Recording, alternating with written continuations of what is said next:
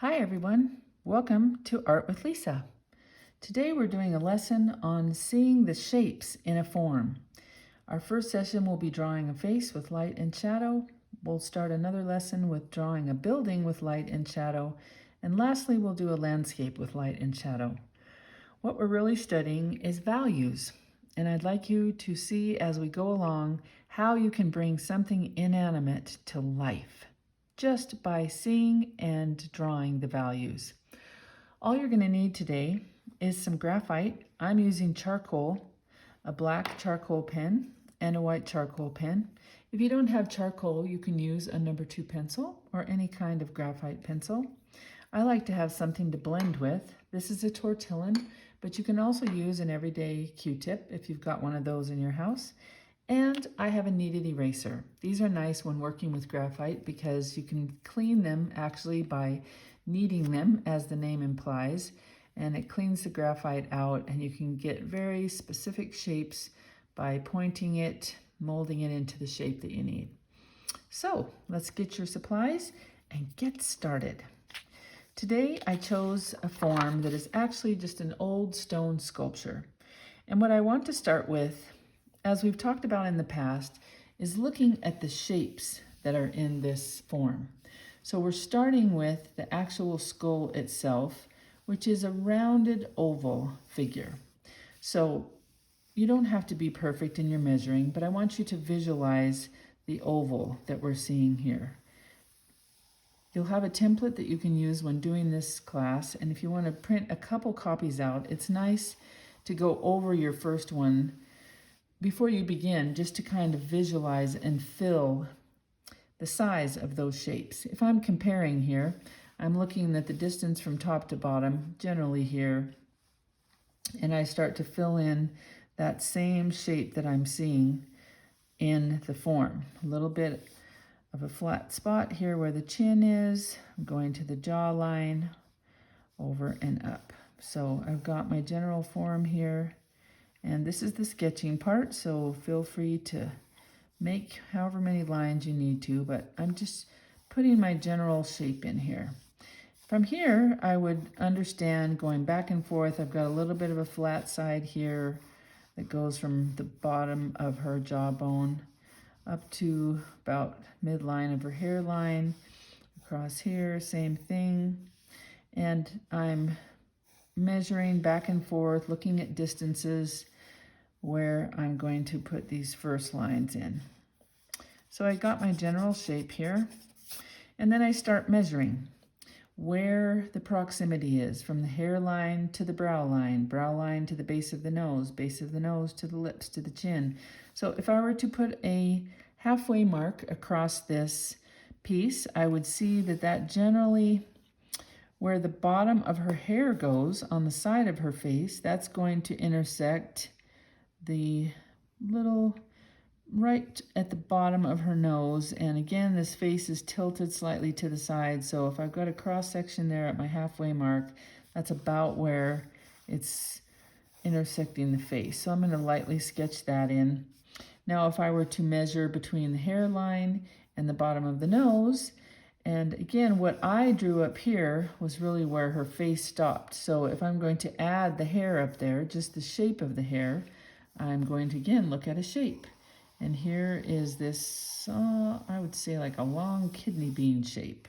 And that's what I'm going to pencil in here on the side of the face. I know that it stops here where I made this line down at the bottom. So I'm just going to pencil that in. Same thing on the other side, but it goes a little higher because this face is tilted. So I've got my line in here, and I go in and kind of mimic the shape of just the edge of that hair. And again, we're not too worried about details at this point because we're just looking at shapes. Now, if I'm to measure from the hairline down to the bridge of the nose, again, that looks like it's bisected almost right through the eyebrows if I were to draw a line there. So if I were to go in and draw another line here, I'm giving myself the measuring point that's about where those brows would be. Now, side to side, if I'm drawing a line right down the middle of the face, and I mimic that over here in my sketch, then I see that because of the way the face is tilted, and we're getting a bit more of the ear included. If we were to draw that in, this ear would also be included in the side of this face.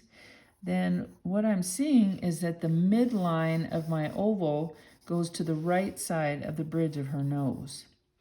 So I can give myself a general measuring that my midline that goes down the middle of the face is actually the bridge of her nose on the right side, and then the left side would come up.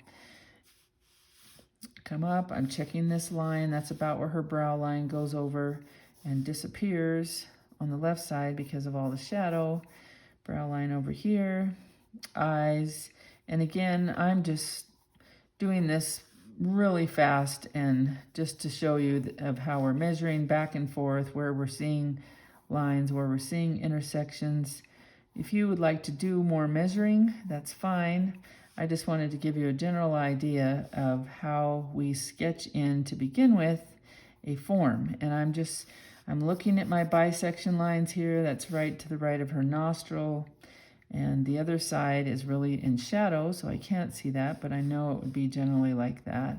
Now again, if I measure from this place down here, if I were to half that part, I see that it just comes to the bottom of her lip. So if I half this distance from the nose down to the chin, I'm going fairly quickly here, but I don't really want you to get hung up on details here.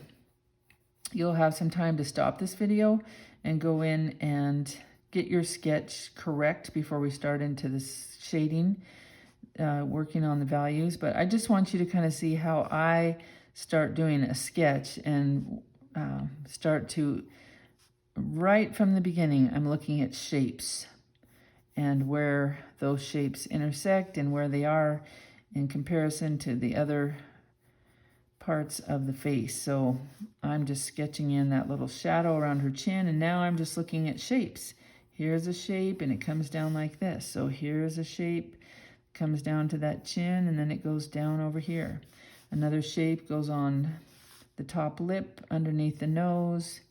And so now I'm looking at the shapes of the shadows, and I'm just kind of sketching those in underneath the mouth there, along the bridge of the nose. This is all pretty much dark over here. We just see a little bit of the bottom eyelid there, and the top eyelid is all that we see on that side. And then the neck coming down from the ear. So I'm very quickly just going in and giving myself some reference points about where everything is in relation to. I see if I draw a line down here, that this edge goes out further. So if I draw a line down here, then I know this needs to go out further. And measuring, visual measuring here. And I've got my general sketch. So that's what I want you to spend some time doing to begin with. I'm going to render this piece on toned paper.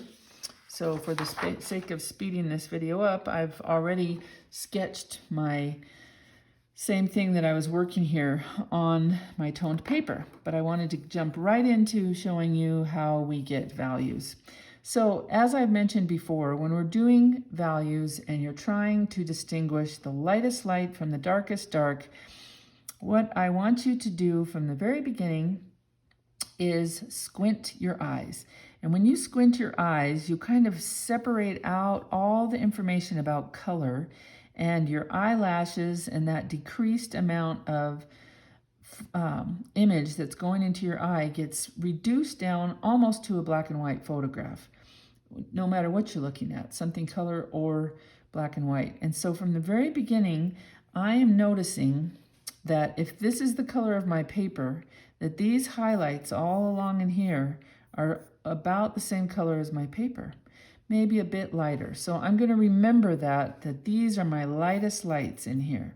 Now my darkest darks obviously are right against the edge of the form here, all along in this cheekbone, right in here where there's depth beside the nose, maybe right under here under the chin. And so I'm going to commit those facts to memory as I begin this. And then I will start right into my sketch. And a lot of this sketching is just back and forth from light to dark and light to dark. So I'm going to go in with this really prominent brow bone down to the nose, the bridge of the nose here. And I'm just going to start sketching that in. Now, like I told you, I already had this sketched here. So when you are ready to start with your sketch, go ahead and get that done.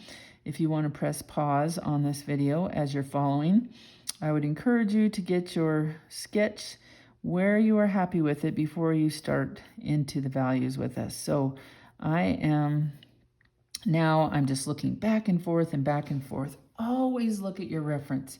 I tell my students all over the world that I have worked with, hundreds and hundreds and hundreds of them over the years, draw what you see, not what you know. You're looking at this and thinking, oh, this is a stone sculpted bust, and I know generally how those look, and I think I saw this, and I think I saw this, but I want you looking at this image constantly back and forth as you are distinguishing and starting to put in the details of this figure.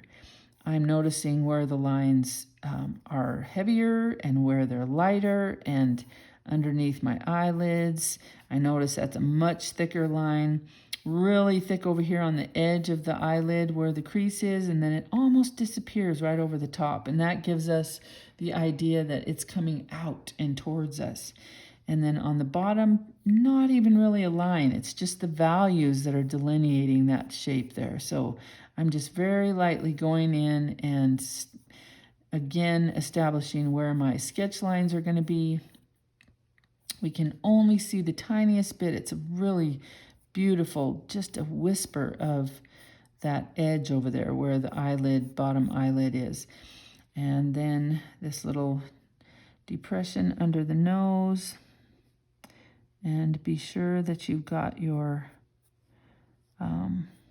always be looking at your drawing. As I tell my students over and over again, all the values in the world, all the beautiful colors on a painting cannot fix a bad drawing.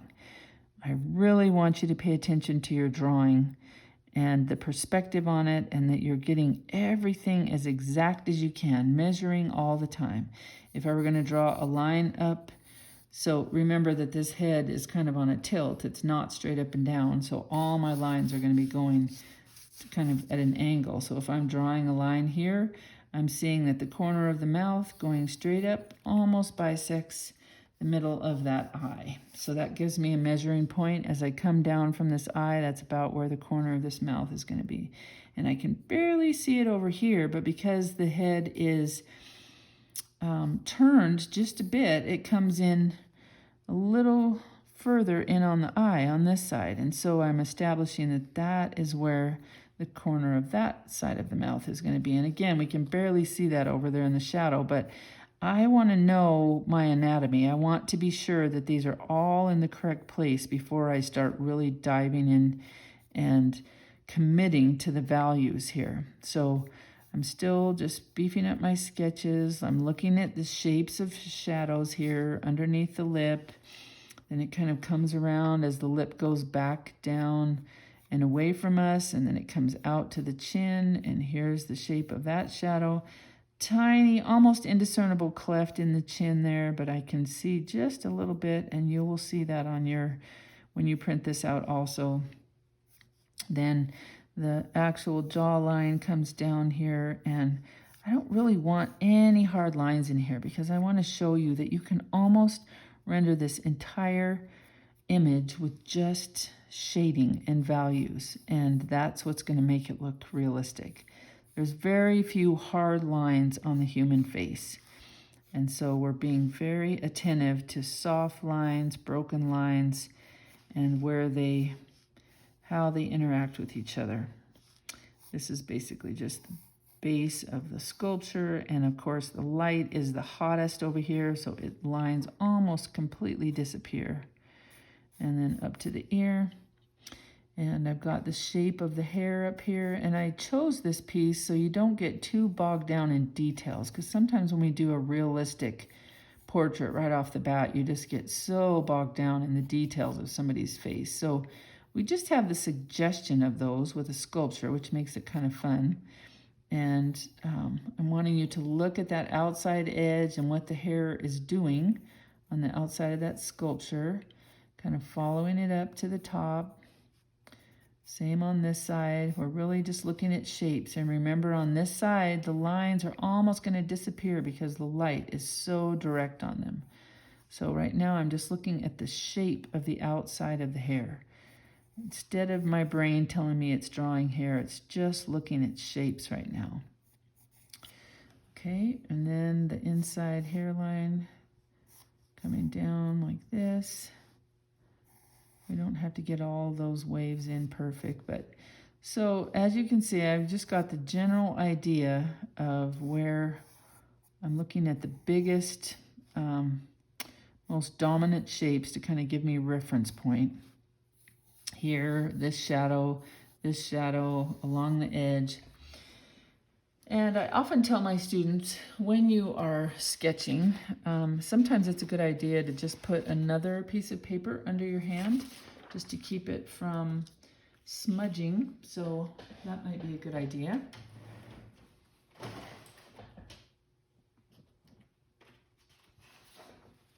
Just put a little piece of paper underneath your hand when you're working so the graphite doesn't get on the edge of your hand and start smudging your beautiful artwork. So let's get going. I'm going to go in really brave right off the front and establish this very dark shadow right along the edge of the bridge of that nose. Now, remember, when we are drawing, we don't want anything to just remain a hard line. So I don't want to go in there and draw a super distinct line there. I want this to be soft shading. And as I've spoken before in my drawing classes, there's different options of how to hold your tool. Whether you're using charcoal or a pencil, you can do fairly good shading like this if you're just doing small strokes. But if you want more freedom in your hand and be able to use different facets of the edge of your drawing utensil, then sometimes it's helpful to put it in an overhand grip, and then you can have it almost flat to the paper and get a nice soft stroke that is easier to blend with and not so. Sometimes when you hold your pencil like this, you get much more of a line and it's hard to blend it. When you put it on the side, you get a much softer grade stroke that's easier to shade. So I'm going in right here from the beginning, and I think I'm being really brave putting this dark in, but I'm betting it's going to have to get a whole lot darker before it's over. Now I'm noticing that right in here along the edge, I can just barely see the side of that nose. So I don't want to go in and darken all of it. I want to be true to what I'm really seeing with a really critical eye as I'm looking at my reference piece. And you should be looking at it constantly, noticing even the slightest change in values. Right along the edge of the mouth there's just a little bit where it must come forward and it lightens just a little bit. So I'm really looking at shapes right now, and that's all I'm drawing is the shape of this shadow to begin with. So I see that it comes down right along the edge of that chin, and I'm kind of going in circular motion here. It's very, very dark underneath the nose and right to the edge of that little depression in the upper lip. So again, I'm just looking at shapes, and that's what I'm drawing is the shapes of these shadows. So if you're looking back and forth to what I'm drawing, some of you like to watch the whole video through first, and that's a great idea maybe before you start, so you can kind of see how I'm looking at things. And then when you go back to draw it, you'll have that more committed to memory, and you won't have to look so much at what I'm doing. You'll just be able to listen and execute it yourself. So again, I am just going back and forth, looking at the shape of this shadow, and that's what I'm trying to imitate right off the beginning. Now, everybody has a different preference. Some people like to start with their lightest lights. I tend to just go right for it all. Go right in there and distinguish where my darkest darks are going to be, and then I work the other way. So you will find whatever your comfort level is in drawing, about which way you like to go, from light to dark or dark to light. And sometimes it depends on what medium you're most familiar with. If you are also a watercolorist, then you are more prone to leaving your lights from the very beginning, because that's important in watercolor. If you're oil or acrylic, you are more into layering, being able to go back and forth. But this is a great exercise for just really looking at your shapes of shadow. So you can see right now, I am just looking at shapes. I'm not really drawing an eye, a lip, a nose, or any of that yet. I'm just looking at where my darkest darks are and where they touch. So right along the edge of this lip, and it comes underneath the lip. And I hope you are following along also with your drawing. I see right here, there's just a little bit of a lighter edge right along that little side of her cheek. A little bit of dark underneath the brow here. And the cool thing about this in drawing a sculpture is we're not going to get all bogged down in eyebrows and eyelashes and all the things that get a little more complicated when you get into portraiture. Right now we are just able to concentrate on the shapes of shadows. So I am squinting down, always squinting my eyes and looking at what these shapes are doing and how light or dark they are. So right now I'm looking underneath her eye, and I see that little shadow underneath there, trying to imitate the shape of it. Again, there's along the edge of the hair, there's a fairly distinct line. And I'm looking at this shape of this edge here. None of it's really hard, because hair, unless it's just lying flat against our face, which this is doing in a few places, our hair line itself isn't really hard. Like, you can't draw just a straight line down and make that a convincing hairline. There's a couple places here where there's thicker bits of hair coming out with shadow, and so that's what I'm kind of looking at, all my darkest darks to begin with. And that's what I'm going through here to replicate. So really you start to see the form with just distinguishing which ones, where the lightest lights and the darkest darks are right off the beginning. Dark inside that ear, little tiny bit behind the ear at the top of the neck. And of course we come down here, and because this neck is back behind the chin, it is definitely darker under here. And I'm noticing that that line goes about halfway across her jawline there. And then as it comes back, it lessens. Now, we don't ever want to go in and just make a flat black shadow, because nothing about the human form is, I don't really know anywhere on the human body that that would be convincing. So always bear in mind what it is you're drawing. And our neck obviously is like a cylinder. So the light source is coming really from right here, and it's lighting up this side of the neck, but we want to make it convincing that it's cylindrical and it's going around. So the darkest darks would be on that back side, and then being aware of the muscles in the neck and how they're looking. I want to go ahead and sketch those in so I remember to leave those. And of course it's a little darker on the left side than it is on the right. No need to get into anatomical terms with this. We're just looking at form with this one. So I'm going to lighten my pressure as I come to the right side of the neck, because it's coming closer to the light source. And then on this side of the neck muscle, definitely darker. It's completely blocked from the light over here, as it is all along the top edge of this. And then as it comes away, the head is actually casting that shadow, bit of it, Shadows actually lighten and soften as they come closer to the light source here from a soft edge. So you wouldn't want to go in and just draw a hard line on that shape.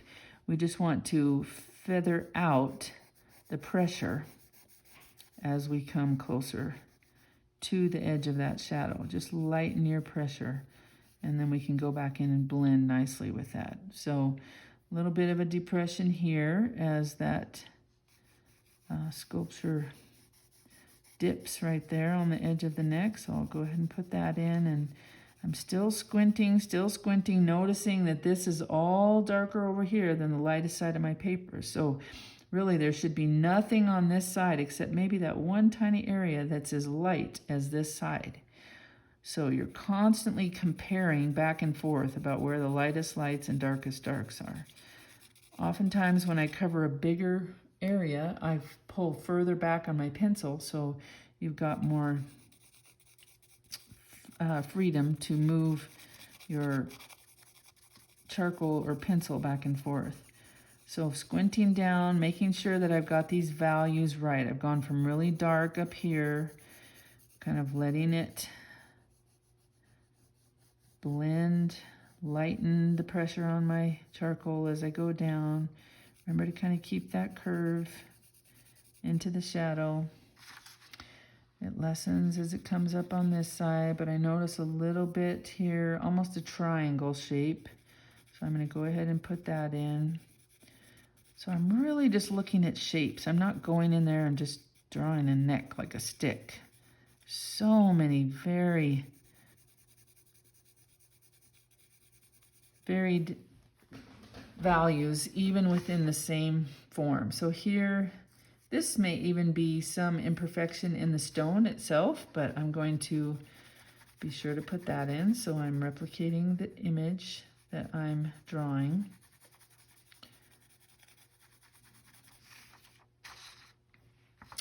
Okay, then I'm looking at some of these shadows here, and again, they're not very dark, but they're definitely helping to give form to those cheekbones on the side. So I'm going in, noticing that it's darkest back here, then it lightens a little and then darkens, and that tells us it goes in, concave, convex, concave is what I'm trying to portray with that type of shading. And so we're actually giving form to the skeleton that's underneath this by being true to the shadows that are cast by the face. And without going in depth to study anatomy and know what all is happening in the skeleton underneath the form, you can be fairly convincing by just really paying attention to the shading, or values as we refer to them in the art world. A lot of you would be more comfortable with the word shading because that's also correct about what we're doing. But what we're looking at are values, which are all the differences between the lightest light and the darkest dark. So I've also see that this area over here with the hair is almost pitch black. Now, if you were to really squint down in there, you would see just the very tiniest bit of hair that you can actually delineate, but for the most part, that is pretty dark over there. So I'm going to go ahead and make that pretty dark value on this side. I might leave a couple areas that I can go back in and just pull out the tiniest bit of shading just to, so it's not like flat black, not looking realistic.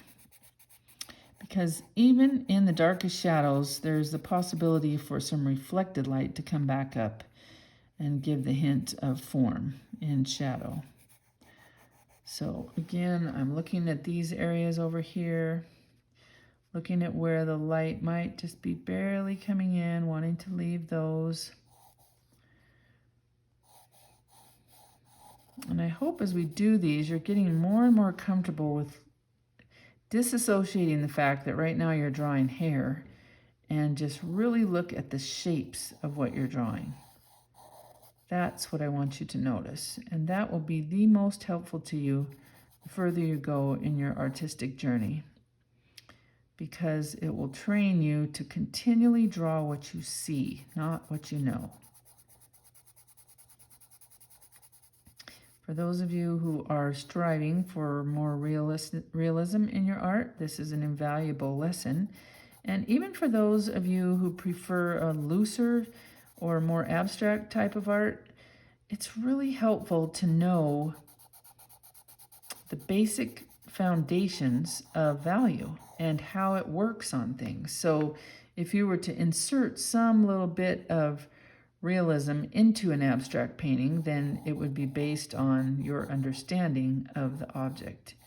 And that comes in very, very handy, no matter what type of art you're doing, in bringing emotion and feeling to your viewers by what you can render.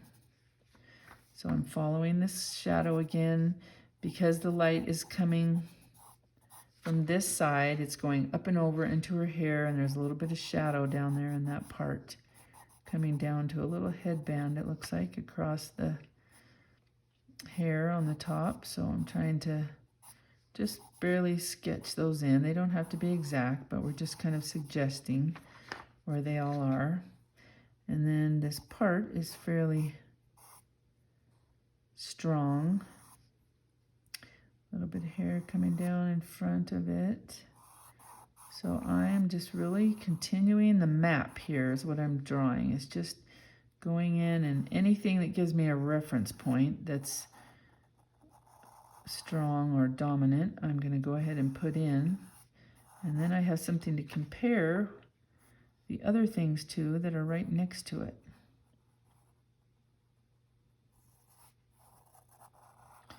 And you notice that I'm paying attention to how wide these lines are here. Sometimes they're really wide and dominant, and sometimes they fade away to just little and nothing.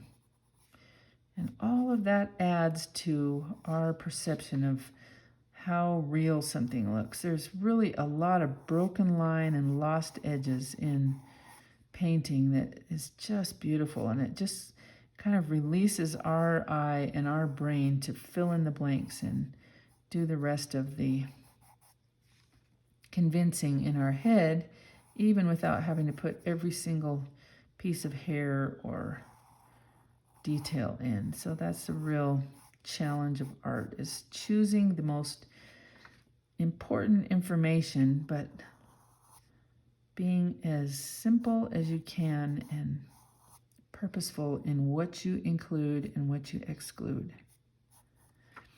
So as you can see, we're already starting to render.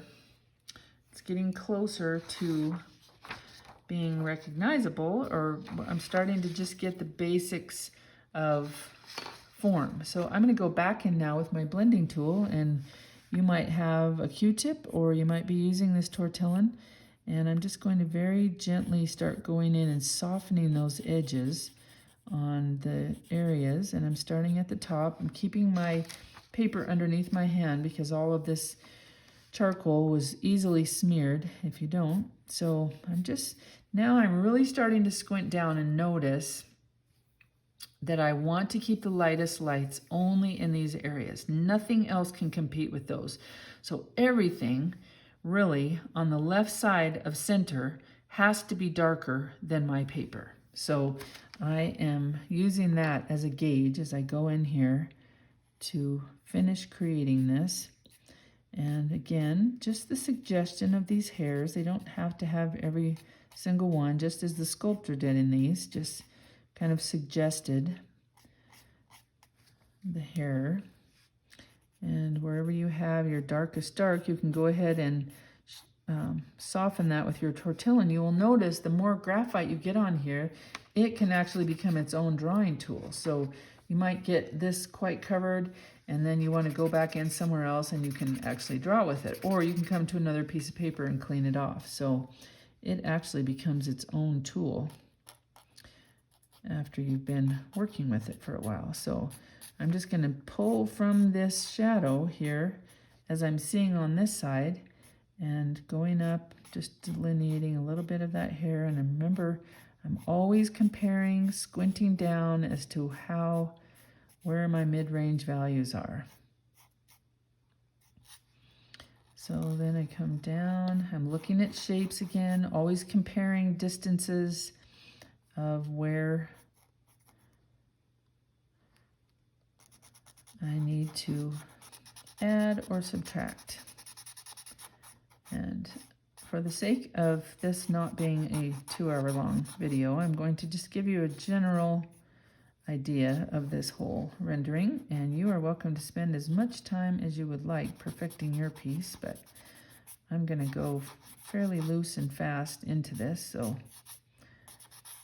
because we're really just wanting you to grasp the idea of comparison and creating something with just the shapes of values.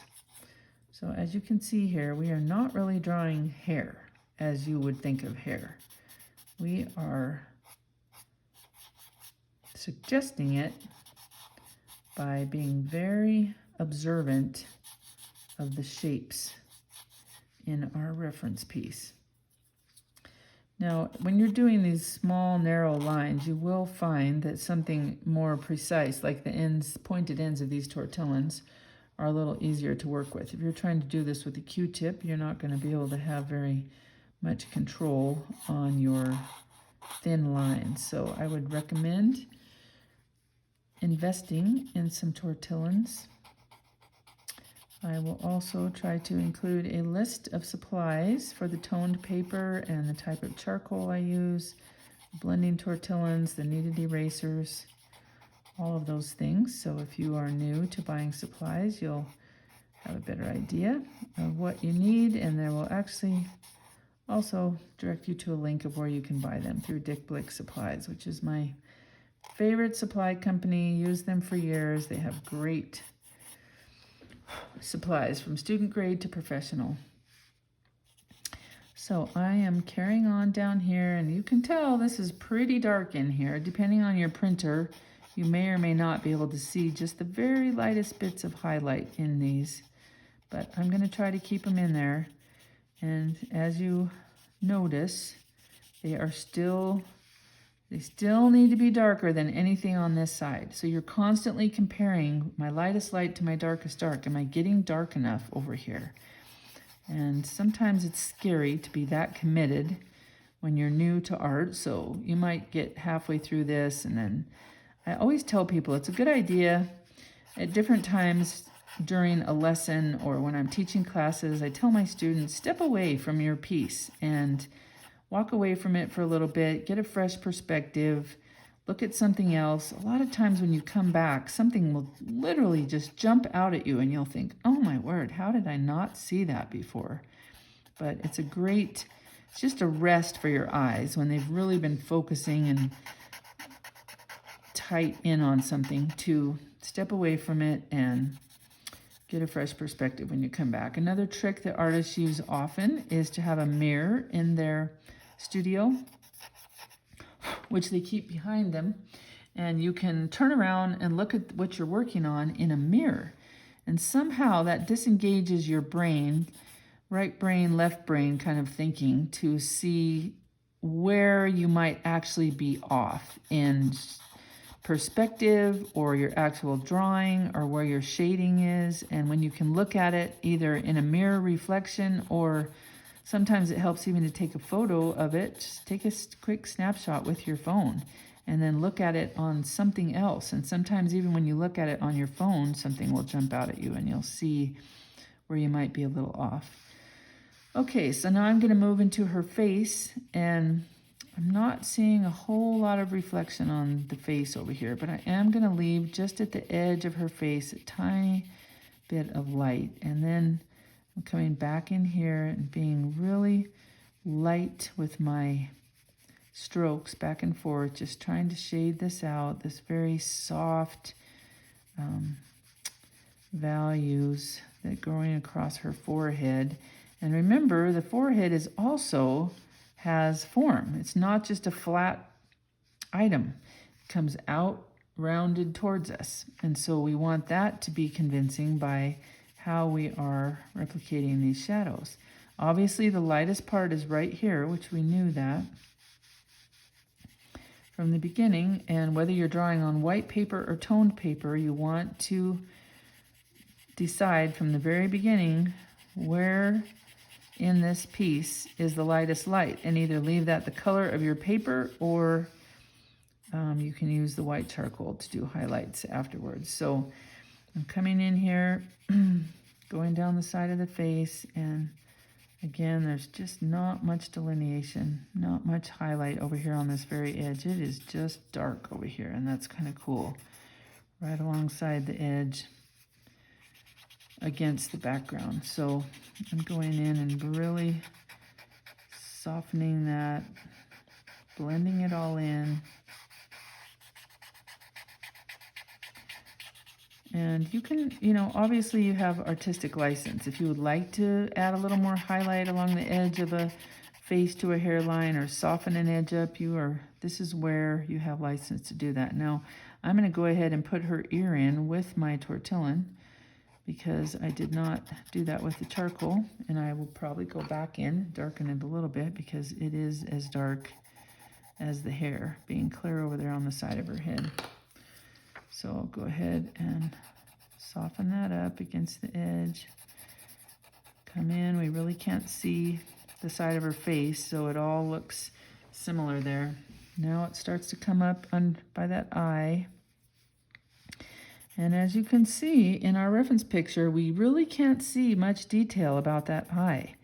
It's a mysterious form just coming out of the shadow. So be very true to the shape of your shadow as you're going in there. And this tortillon, you can kind of just soften that edge of that shadow with your blending stick. Very dense down in the corner. It's coming up. Kind of delineates where the eyelid folds back into the cavity of the eye. Pretty dark shadow underneath this lower lid. And always, always checking my measurements. Now we know there's a highlight on the cheek, but it is much darker when I squint than over here. So even though I left it open here, I'm going to go back in now and go over the top of it and just leave it a little bit lighter, but it's quite a bit darker than the other side of that face. So I'm just going to go in and really pay attention to the shape of that shadow. It's a little bit of a triangle, just kind of showing the top of that cheekbone. Very lightly, I'm going back and forth until it goes back down to that deep, dark shadow. And again, though we can barely see the delineation of the side of that nose there, I'm going to make sure I leave it in there, but just do it very, very light. I know it gets really dark around the edge of the nose, and as it comes down underneath the nose is actually casting a shadow onto the cheek. Coming down by the side of the mouth. Again, there's a highlight there, but it's much darker than the other side of the face, so I need to really pay attention to that. Barely showing. And you can go back and forth once you've decided or delineated the lightest lights and darkest darks in there. Now, I'm getting kind of a floppy end on this. I don't have much control, so I might keep that one out as for my larger spaces, and get another one for when I need to go in and do really, really tiny little lines, which I'm getting closer to with, I'm looking at the bottom of the lid here, bottom of the upper lid and the inside of the lower lid. So those are the two things I'm kind of wanting to do right now with this, a little more control with my point. So I might go over here and just grab a little graphite from the shadows and come in here and start to add that. Now again, notice that on the eyeball, or what is we understand to be the eyeball, is highlighted, but it's still darker than our highlights over here. So I can actually go in and darken that here.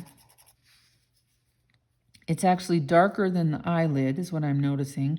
Because the eyelids are closer to the light source, they're going to be a little bit lighter, and the pupil or the lens, the eyeball itself, would be back in set a little bit. So I'm going to go back in here now and really darken this. And all we're seeing is just the littlest bit of highlight there. You can tell that it's round.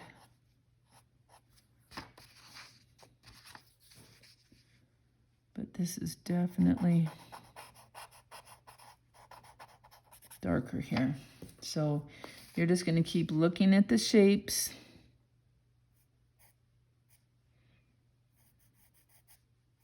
Where you might want to go back in and beef a little bit up in your original sketch.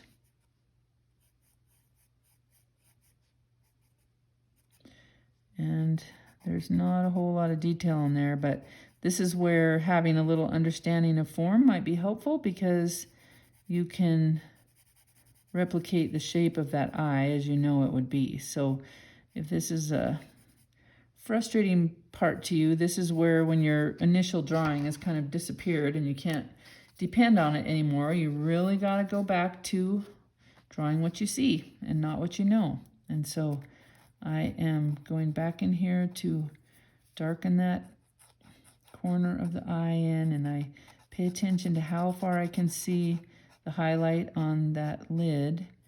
And there's really not seeing it over here. It's only on that upper edge where the eyelid comes out and around that I'm seeing that. Lots of shading here on the eyeball. But there's no hard edge, so I'm wanting to soften that, soften that.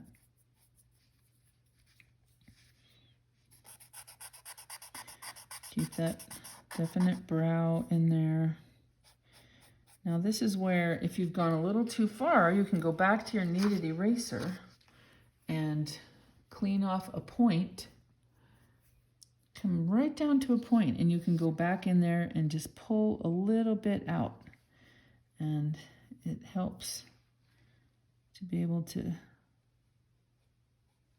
just go back in and grab the tiniest bit there.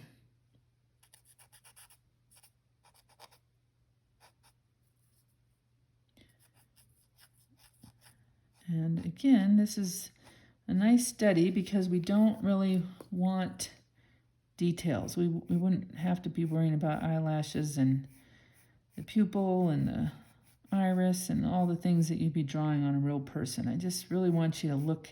We're just still studying shapes of shadows. Okay.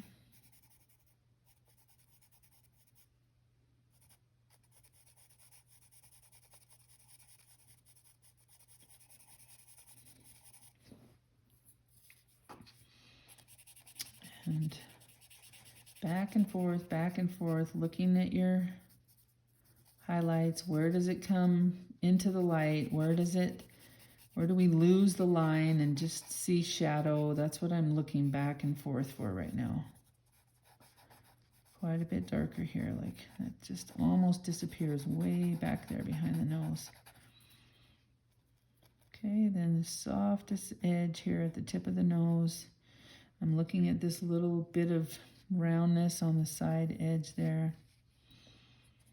And right at the top of the bridge there, there's a little bit of shadow still coming around. All right, and then checking shapes at the bottom here. Have the nostril, which is very, very dark, and I go back in and kind of establish that. Again, I'm always looking at the shapes, and this would be symmetrical to the other side. If you can see that on your printout, it's barely see it on that left side. But it's only in the nostril that it's that dark. And then the edge of the nose starts to match it on this side as far as shading.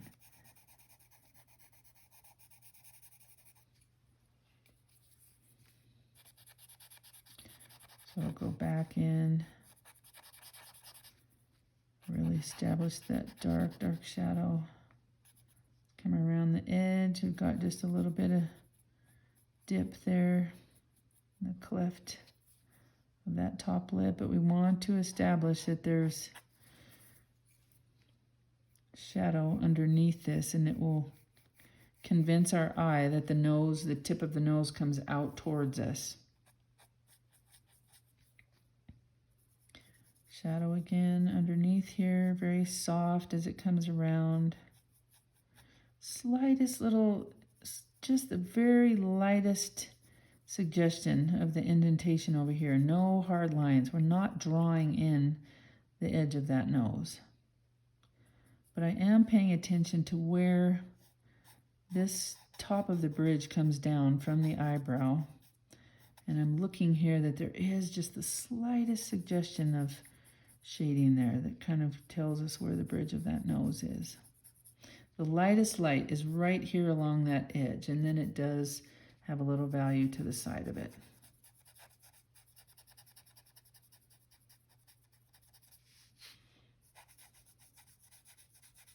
And again, if you feel like you've committed too much there for values, you can go back in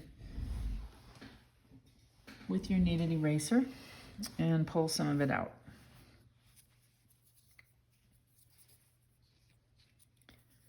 So now I'm looking at that top lip. And again, sometimes we are tempted to draw hard lines on the lips. No such thing. The only place there could possibly be a line is between the lips where they meet.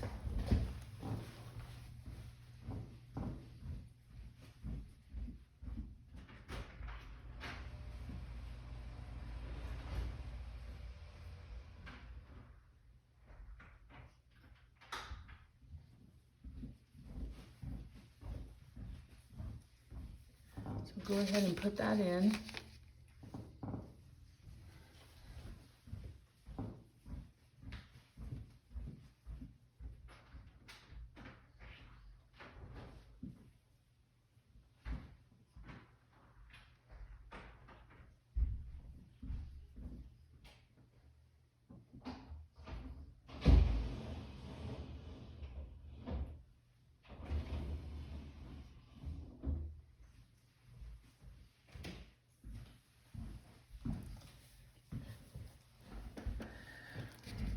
And then be sure that you're comparing how dark it is here compared to these. So the very edge of the lip, almost from the center of the lip over, we have that dark shadow to the side. And on the reference that I'm looking at, you really can't see where it ends over there to the left. So then on the bottom lip, there's just the suggestion curving over around the top of the lip, and then a dark shadow beneath it. It tells us that lip is protruding out some. So all of these values are telling the story of this face, about where the landscape of the face is. You are not coming in here and drawing a mouth and eyes and a nose. You are drawing the shapes of the values on this face. And you are going to have a very convincing rendering likeness of this sculpture when it's done, with just attention to values. It's a really valuable lesson. Looking at the cleft of the chin here, and I'm going in circular motion, just trying to soften, blend as I go. I don't want a hard line on this shadow because it's a very, very soft transition from the shadows into the light, along underneath the base of the chin.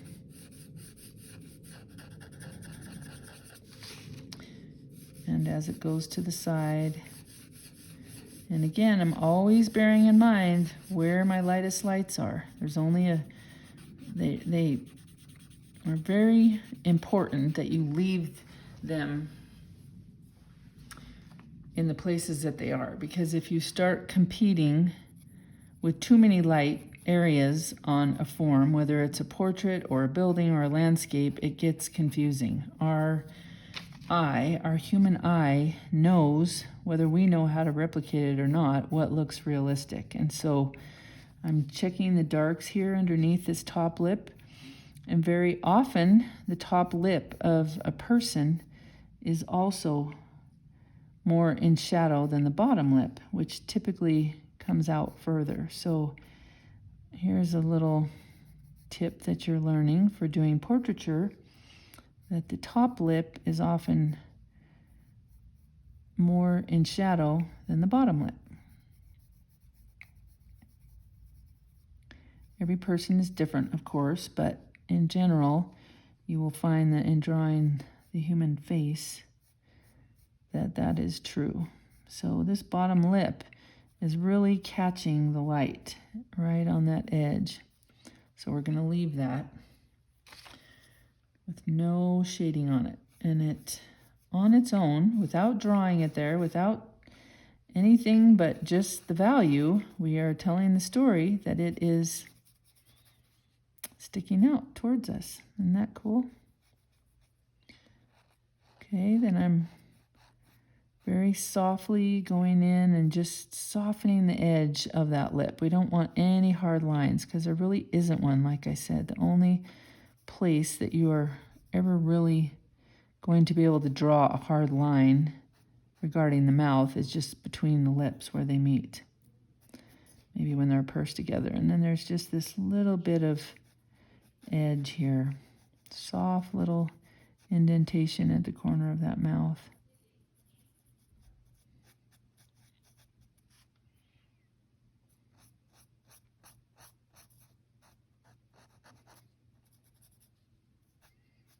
So here you're seeing that we are just looking at shapes, and we are coming up with a beautiful rendering of this sculpture. All right, let's move to this eye, and I'm looking at the shadow underneath the brow to start with, and I'm just looking at the shape of it, remember? Right here, noticing how far down it goes, and then where it stops here, it actually starts in the line going down. So that's a measuring spot for me. Where it stops on the top, it actually begins on the fold of the eyelid. Okay, then I can go back in to start blending again. And so without having to draw eyebrows in or eyelashes, we are really just looking at the shape of that cavity of the eye, and we've just convinced that it goes in to hold the eyeball itself by drawing that brow there. And I want to be sure that the top is straight enough like it is in the reference piece. And then the eyelid, you'll notice, is shaded on the left side, barely on the right side, and at the very top where it's catching the light that's coming up and over, we want to leave that highlight, and that convinces us of the shape of the eyelid. And this is really just the outside of the crease there of the eyelid, and then very soft shading here beside it as it goes away from the eye itself.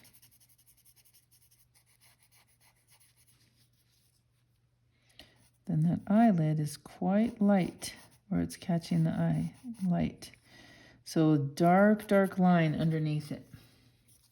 I'm going to sharpen my charcoal.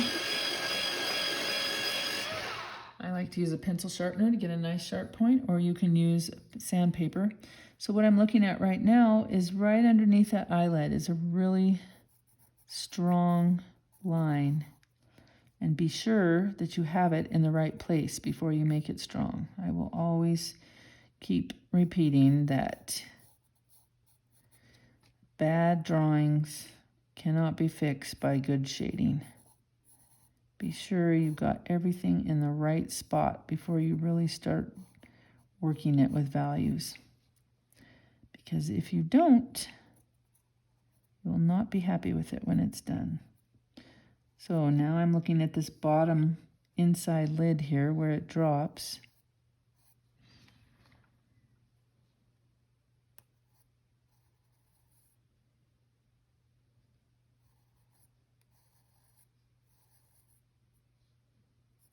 Kind of lose it right here in the middle, and then we see it again over on this side. And that's another real often used method with drawing is broken lines and lost edges. You'll hear that a lot from artists, and that's something that we see with our own eyes when we're looking at something, and it's very convincing when you're trying to replicate something in realism. And of course, again, we can't really see the whole form of the eye, but we know that it's rounded. So when you've drawn spheres, a ball or something, you know that the edges are, as they go away from you, get more shaded. And then as you come to the front of the sphere, it gets lighter. And that gives the illusion of something being rounded. So I'll go back in with my blending tool, soften those edges of the lines that I just put in on the bottom here. Try to keep that disappearing line right in the middle.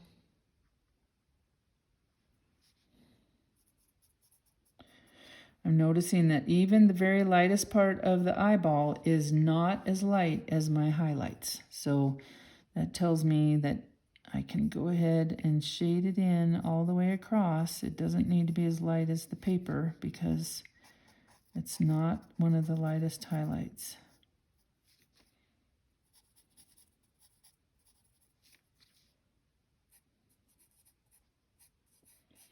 It is smooth stone though, so I don't really want any detail in there. It's just a carving. And then that bottom lid, there's just a little bit of light below it. And then the shadow comes down beneath that bottom lid.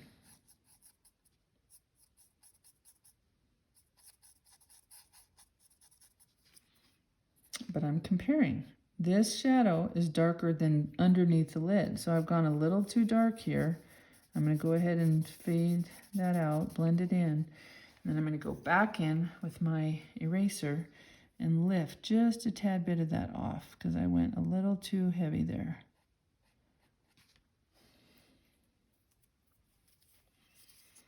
I'll go back into the eyelid, shade that top eyelid.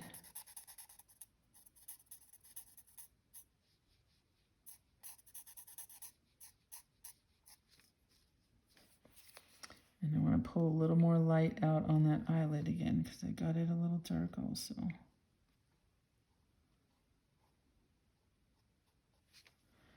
I can do that with the eraser also.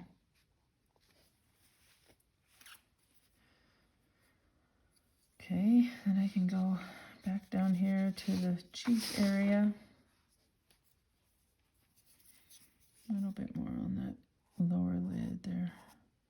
And again, I'm comparing back and forth between my eyes here. So I'm seeing that I might have made it a little bit rounded, too rounded on this side. So I'm going to go in and flatten that out a little more just on the top of that eyelid, just like this one is.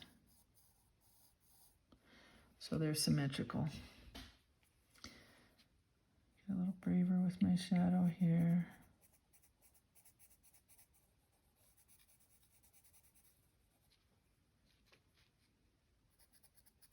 Of course, you can always go back in at the end and punch up a little bit of the darks and the lights. Blend those in.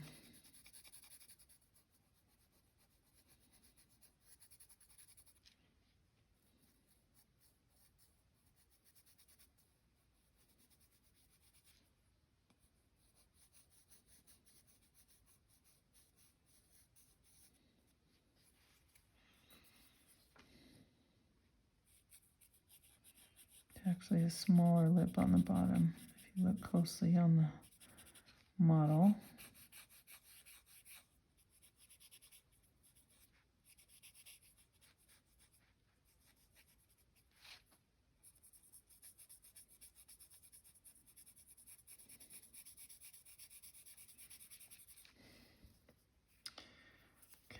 I come back to this side, and I'm going to use my light blender over here because there's just barely any blending here on this side with these values on this side of the cheeks.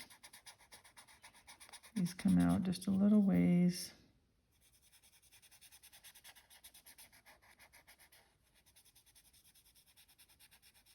Soften that nostril up a little bit.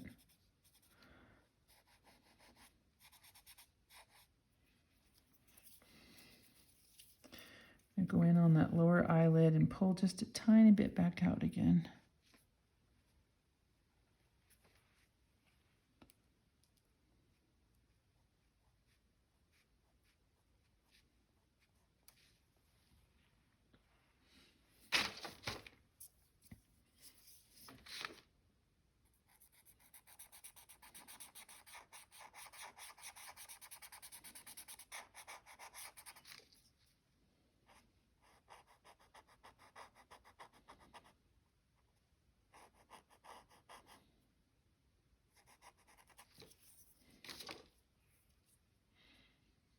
Edge of that eye.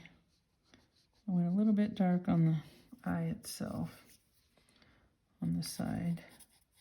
Just lightening that up a little bit. Okay, then back to these cheeks.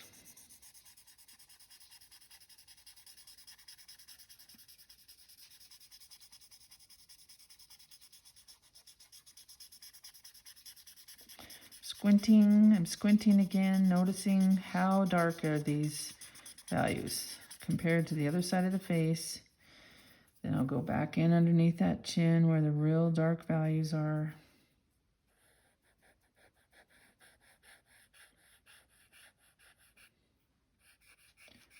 Be true to that jawline, but soft. We don't want a hard edge along there either. Pretty dark shadow coming down. And it goes all along that edge. It's a pretty hard edge just along that left side. And then as it comes forward on the body, it softens and lightens. So light right along this edge. We're going to decrease the pressure of our blending. Come down here to this little depression. Still squinting, looking back and forth, seeing where do these values compare with the ones above.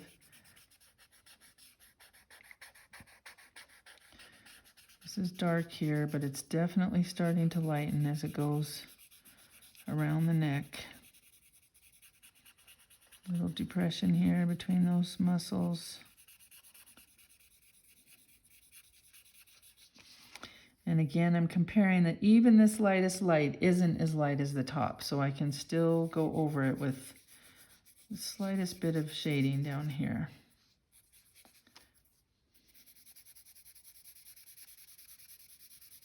And again, I'm just looking at shapes, shadow shapes, always the shapes. I'm not just drawing a neck or just drawing a face or a jawline.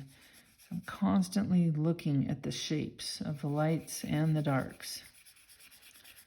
And as I finish out this neck, I'm seeing that there's really nothing in here that's as light as my lightest lights. So I want to keep those, keep them the lightest part.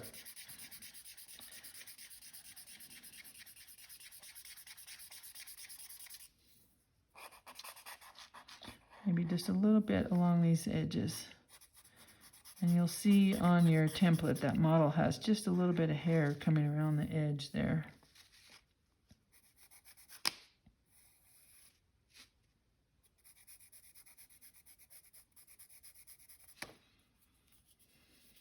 Must have her hair pulled back in a ponytail or something. So just the slightest suggestion of hair coming around there.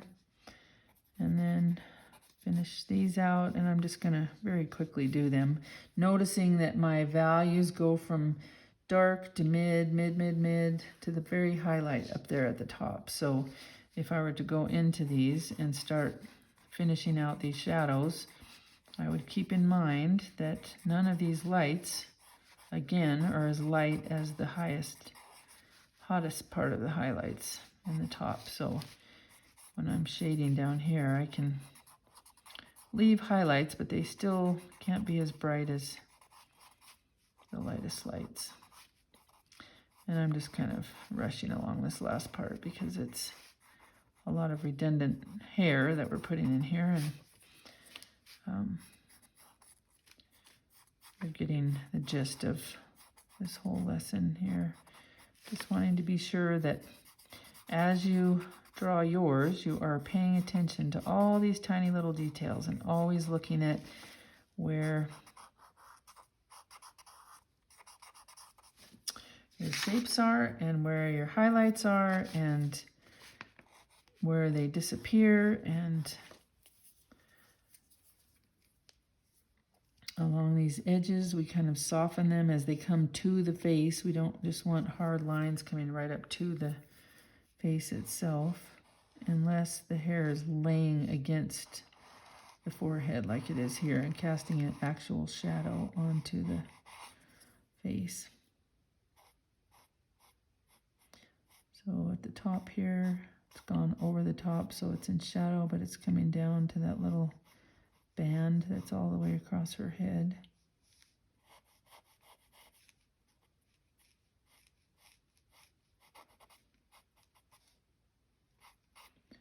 And got my darks in there, but I might have gone a little too dark on her hair. I'm looking at comparing really only along the very edge of her face did it get that dark. So I'm going to go in and pull just a little bit out of those darks that I put in, because at the top of her hair here, they're really not as dark as they are towards the bottom. So keep squinting, keep looking, keep comparing back and forth. Remember that rarely are you going to be tracing an edge in of a hard line. It's shadow meeting light, and that's what gives us the convincing form of a figure.